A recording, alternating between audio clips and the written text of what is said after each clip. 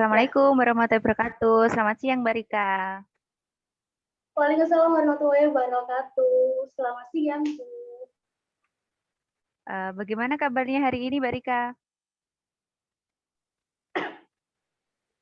Alhamdulillah, Bu. Saya baik. Kalau Ibu sendiri gimana nih kabarnya? Alhamdulillah, kabar Ibu juga baik, Mbak Rika. Ngomong-ngomong, kesibukannya Mbak Rika ini sekarang ngapain saja? Ya ini, Bu, kuliah. Kalau nggak gitu ya organisasi, himpunan, kayak gitu. Berarti selain sibuk mengikuti perkuliahan, Mbak Rika sendiri juga sibuk mengikuti kegiatan-kegiatan kampus yang lainnya. Seperti itu ya, Mbak Rika?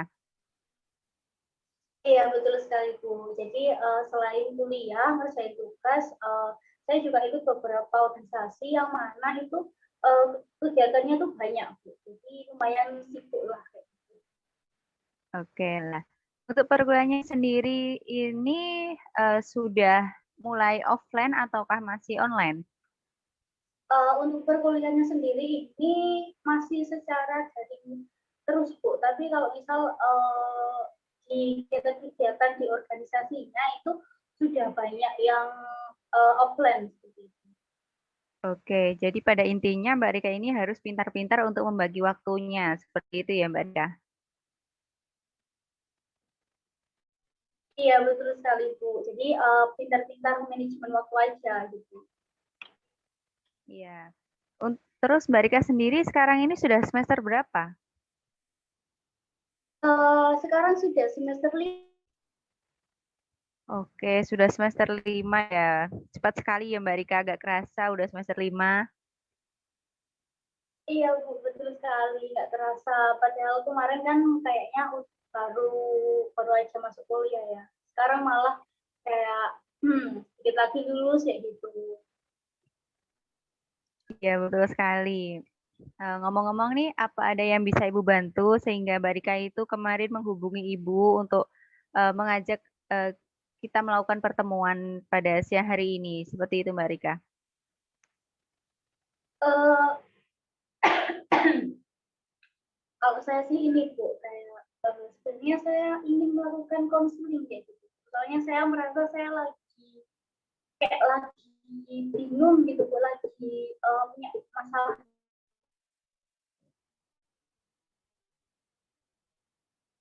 Oke, pada intinya Mbak Rika ini akan melakukan proses konseling bersama Ibu. Seperti itu ya. Iya, betul sekali, Bu. Sebelumnya Ibu ingin bertanya ya kepada Mbak Rika. Mbak Rika ini sebelumnya apakah sudah pernah melakukan proses konseling? Hmm, Kalau saya sendiri sudah pernah satu atau dua kali gitu, sudah pernah melakukan konseling. Jadi Mbak Rika ini sebelumnya sudah pernah melakukan proses konseling seperti itu ya. Kalau Iya, begitu di sini Ibu akan mengulas kembali mengenai penjelasan yang ada dalam proses konseling itu seperti apa, seperti itu Mbak Rika. Nah, nanti apabila ada yang tidak dipahami, Mbak Rika bisa menanyakannya kembali kepada Ibu. Seperti itu ya Mbak Rika? iya, Bu. Oke, baik. Yang pertama, Ibu akan menjelaskan mengenai apa itu proses konseling. Jadi, proses konseling yaitu proses di mana seorang konselor membantu seorang konseli untuk dapat memecahkan permasalahan yang tengah dihadapi, sehingga dapat mencapai tujuan dari proses konseling. Sedangkan tujuan dari proses konseling sendiri yaitu untuk memandirikan si konseli tersebut agar dapat memecahkan masalah yang tengah dialaminya. Seperti itu, Mbak Rika. Nah, di sini yang berperan sebagai konselor yaitu Ibu sendiri dan yang berperan sebagai konselor yaitu Mbak Rika, seperti itu. Nah, di sini Ibu hanya berperan sebagai fasilitator buat Mbak Rika dalam mendampingi proses konseling ini, seperti itu Mbak Rika. Nah, mengenai penjelasan sedikit dari Ibu tadi, apakah sudah bisa dipahami? Baik, Bu, sudah bisa dipahami. Oke, kalau sudah bisa dipahami, selanjutnya Ibu akan menjelaskan mengenai asas-asas yang ada dalam proses konseling seperti itu. Yang pertama ada asas kerahasiaan, yang kedua ada asas keterbukaan, dan yang ketiga ada asas kesukarelaan. Nah, di mana dalam asas kerahasiaan ini Mbak Rika bisa menceritakan semua permasalahannya tanpa merasa khawatir dan merasa ragu jika permasalahan yang Mbak Rika ceritakan ini diketahui oleh pihak lain seperti itu. Nah, di dalam proses konseling ini hanya ada Ibu dan Mbak Rika saja yang akan mengetahui permasalahan yang akan Mbak Rika ceritakan seperti itu. Nah, di sini insya Allah Ibu akan bisa menjaga rahasia dari apa yang sudah Mbak Rika ceritakan. Untuk yang selanjutnya ada asas keterbukaan. Jadi dalam asas keterbukaan ini Mbak Rika bisa menceritakan semua permasalahan yang Mbak Rika alami itu tanpa ada yang ditutup-tutupi lagi dari Ibu. Jadi Mbak Rika menceritakannya secara jelas-jelasnya seperti itu. Untuk yang ketiga ada asas kesukaraan. Jadi dalam asas kesukaraan ini Mbak Rika itu mengikuti proses konseling ini itu secara sukarela tanpa ada paksaan dari pihak manapun, niat dari hati Mbak Rika sendiri seperti itu. Nah, sebelumnya Ibu ingin bertanya kepada Mbak Rika ya, Mbak Rika ini mengikuti proses konselingnya secara sukarela niat dari hati Mbak Rika sendiri atau ada paksaan dari pihak lain untuk mengikuti proses konseling ini? Kalau saya sih murni dari diri sendiri, dari diri saya sendiri gitu ya, tanpa ada paksaan dari orang lain. Oke, alhamdulillah ya kalau murni dari diri Mbak Rika sendiri. Oke, sebelum kita mulai proses konselingnya, Ibu akan menawarkan kepada Mbak Rika mengenai waktu pertemuannya. Untuk waktu pertemuannya, Mbak Rika ini ingin melakukan proses konselingnya seminggu berapa kali pertemuan, 1 kali pertemuan, ataukah 2 kali pertemuan dalam seminggu? Kalau saya mungkin boleh 2 kali pertemuan Bu, dalam seminggu. 2 kali pertemuan ya Mbak ya, dalam seminggu? Iya. Oke, untuk durasi waktunya Mbak Rika ini menginginkan berapa menit? 20 menit ataukah 30 menit dalam sekali pertemuan? Kalau dalam 1 minggu 2 kali pertemuan mungkin bisa 20 menit Bu. Menit. 20 menit Oke, Bu. itu ya, oke kalau begitu kita sepakati bersama ya kalau waktu pertemuannya seminggu 2 kali pertemuan dan setiap pertemuan membutuhkan waktu durasi 20 menit. Seperti itu ya Mbak Rika? Iya Bu, seperti itu. Oke, sekarang Ibu ingin bertanya kepada Mbak Rika sebelum kita menuju ke proses konselingnya, Mbak Rika menceritakan permasalahannya. Apakah Mbak Rika ini sudah benar-benar yakin untuk melakukan proses konseling bersama Ibu pada siang hari ini? Yakin Bu, sudah sangat yakin. Oke, kalau sudah yakin, sekarang Mbak Rika bisa menceritakan permasalahan yang Mbak Rika alami saat ini. Silakan Mbak Rika.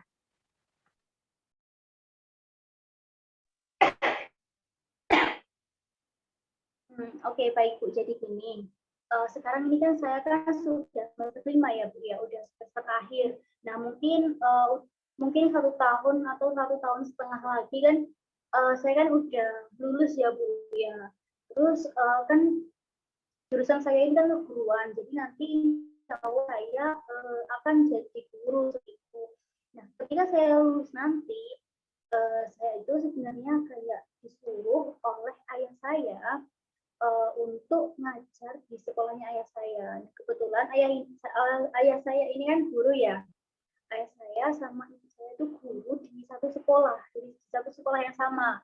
Nah, maka dari itu ayah saya tuh kayak nyuruh saya kayak ya udah nyuruh saya ngajarnya tuh bisa di situ aja kayak gitu. Kalau saya lulus kuliah. Nah, di sisi lain Bu, saya tuh sebenarnya nggak suka gitu ya, saya nggak mau kalau misalnya saya nanti disuruh ngajarnya di situ kayak gitu Bu. Jadi intinya itu Mbak Rika ketika lulus nanti Mbak Rika tidak berminat untuk satu sekolah dengan orang tuanya Mbak Rika. Seperti itu ya. Mbak Rika ingin mengajar di sekolah yang lain. Seperti itu ya Mbak Rika. Iya betul sekali Bu. Apa alasan Mbak Rika ini tidak mau satu sekolah dengan orang tuanya Mbak Rika? Kalau saya sih sebenarnya kayak merasa nggak nyaman aja gitu, kayak gimana? Saya nggak nyaman sama lingkungannya, saya nggak nyaman sama orang-orangnya. Saya juga nggak nyaman kalau misal satu sekolah lagi sama orang tua saya. Gitu. Oke, Ibu memahami apa yang Mbak Rika rasakan ya. Apakah sebelumnya Mbak Rika ini sudah pernah membicarakan hal ini kepada ayahnya Mbak Rika? Kalau saya kan saya sebenarnya menentang ya Bu ya. Cuma saya nggak pernah ngomong kayak gitu. Jadi saya belum pernah kayak mengungkapkan hal-hal seperti itu ke ayah saya. Belum pernah mengungkapkan hal itu kepada ayahnya Mbak Rika ya. Apa alasan Mbak Rika ini tidak atau belum berani mengungkapkan itu kepada ayahnya Mbak Rika? Eh, nggak tahu ya Bu ya, kayak mungkin saya takut kayak takut aja gitu Bu. Soalnya kan kayak ayah saya tuh kayak udah kekeh gitu, udah kekeh nyuruh saya ke situ. Nah kalau misalnya nanti saya menentang itu kayak rasanya tuh kayak gimana gitu. Jadi ya udah saya cuma aja gitu. Oke, kalau begitu di sini Ibu akan menerapkan salah satu teknik dalam layanan konseling individu ini. Jadi teknik ini berupa teknik permainan dialog, di mana nanti Mbak Rika ini mendialogkan dua kecenderungan yang saling bertentangan. Nah, di situ Mbak Rika nanti memerankan sebagai ayah Mbak Rika dan Mbak Rika sendiri, seperti itu. Nah, nanti ayahnya Mbak Rika ini berperan sebagai top dog, yaitu yang menuntut Mbak Rika, seperti itu. Ayahnya Mbak Rika ini menuntut Mbak Rika agar bisa satu sekolahan dengan ayahnya Mbak Rika kan ketika lulus nanti. Nah, untuk yang underdog sendiri yaitu Mbak Rika, yaitu berada di pihak yang seperti tak berkuasa seperti itu. Seperti pihak yang lemah seperti itu, hanya bisa mengikuti apa yang disarankan oleh top dog. Seperti itu ya Mbak Rika. Apakah bisa dipahami? Iya baik Bu, sudah bisa dipahami. Oke, kalau begitu sekarang Mbak Rika bisa memulai untuk mendialogkan dua peran tersebut. Oke baik Bu. Uh, Diawali dengan Mbak Rika dulu ya, yang underdog.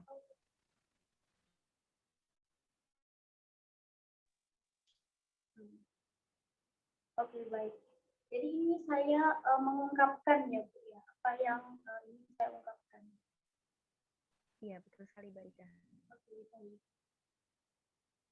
Jadi ya sebenarnya saya tuh kayak nggak pengen ngajar di sekolah yang ayah ajar.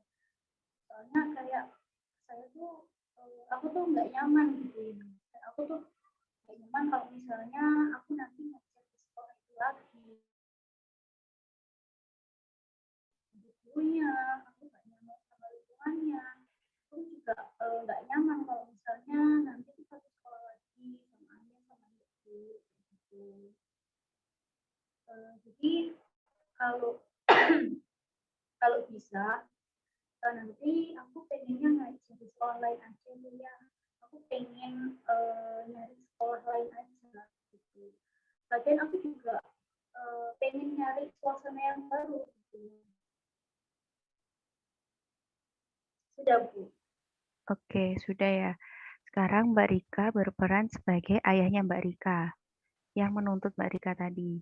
Setelah bagaimana jawaban dari kira-kira jawaban dari ayahnya Mbak Rika setelah Mbak Rika itu mengungkapkan hal tersebut yang Mbak Rika omongin tadi.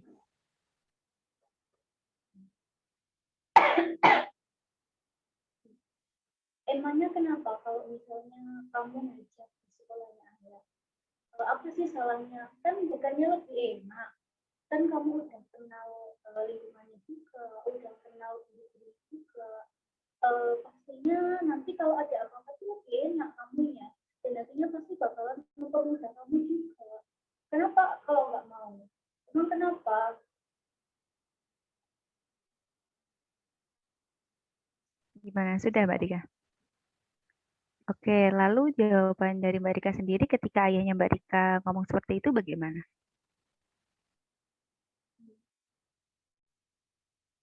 Sebenarnya itu kayak aku tuh nggak sukanya tuh kayak gimana ya, yang lebih ke aku nggak suka aja sama lingkungannya.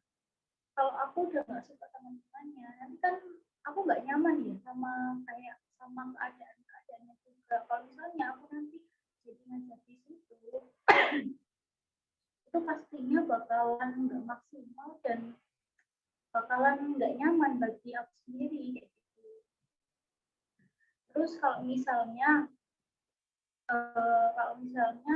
nanti ada ayah sama adik di situ, aku tuh jadi kayak nggak enak semua gitu ya. Sudah Bu. Oke, sudah ya. Lalu kira-kira apa yang akan dijawab oleh ayahnya Mbak Rika setelah Mbak Rika ini mengungkapkan alasan-alasannya dengan sedetail itu tadi?